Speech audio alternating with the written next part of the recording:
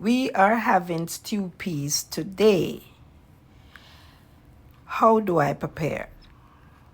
I would have soaked my peas from overnight. If I don't do that, I would pressure it for at least 10 to 15 minutes. Afterwards, I put my meat in and I pressure again. So today, I pressured my peas already and I am fixing the stew peas with chicken feet, smoked pigtail, and beef. And then I give that a pressure for another 20 minutes. Afterwards, I remove from the fire, cool the pressure cooker down, and replace it. And now I'm going to season my stew peas.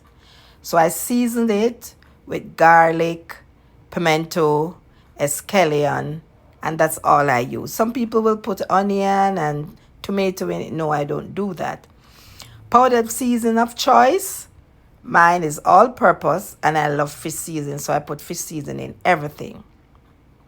So I'll put some fish seasoning and of course pepper. If you have Scotch bonnet pepper and I also use black pepper.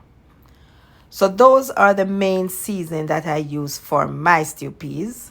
I don't put the dumpling which they call spinners in it because I'm going to be eating it with rice. So I don't do that. This is my stew peas. Thank you.